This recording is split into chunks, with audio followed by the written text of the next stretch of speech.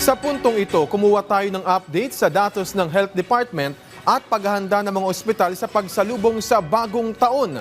Yan ang sentro ng balita ni Bien Manalo Live. Bien. Alan, all set na ang pamunuan ng Jose R. Reyes Memorial Medical Center sa pagresponde sa ating mga kababayan na mapuputukan sa pagsalubong ng bagong taon.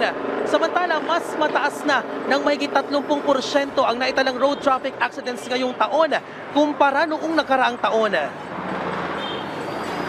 Nakahanda na rin ang mga equipment at devices na gagamitin sa operasyon tulad ng hand retractor set, external fixators, lagari, handrill, gunting, maging ang simento at bakal para sa mga mababalian ng buto at mapuputulan ng daliri.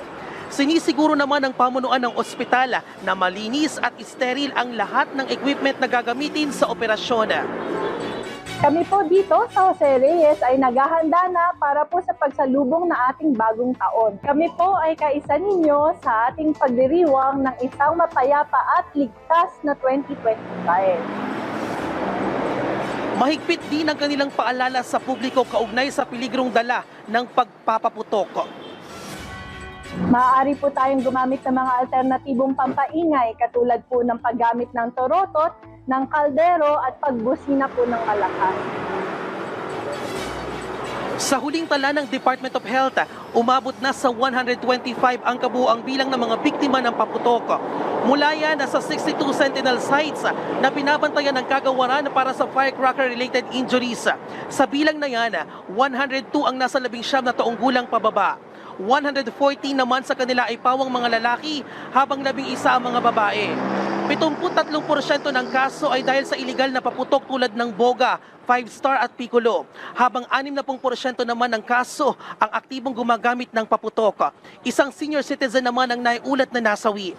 Mas mataas ang 29% ang kaso ng firecracker-related injuries ngayong taon kumpara noong nakaraang taon.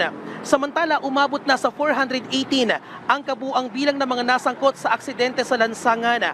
68 dyan ang naitala ngayong araw. Mula yan sa 8 pilot sites na binabantayan ng DOH para sa mga road traffic accident. Mas mataas ito ng 38% kumpara noong nakaraang taon. Sa naturang kaso, pinakamarami pa rin ang hindi gumagamit ng safety accessories gaya ng helmet na sinundan ng motorcycle accidents at nasa impluwensya ng alak. Kaya mahigpit ang paalala ng Health Department sa ating mga motorista na maging maingat at alisto sa pagmamaneho para maiwasan ang anumang aksidente. Alan, bukod sa firecracker-related injuries at road traffic accidents, patuloy ding pinag-iingat ng Health Department ang publiko sa mga sakit na may kaugnayan naman sa holiday heart syndrome tulad ng stroke sa pagsalubong yan ng bagong taon. Kaya payo ng kagawaran, panatilihing malusog ang pangangatawan ngayong holiday season. At mula rito sa Jose Reyes Memorial Medical Center, balik sa iyo, Alan. Maraming salamat, Bien Manalo. Samantala,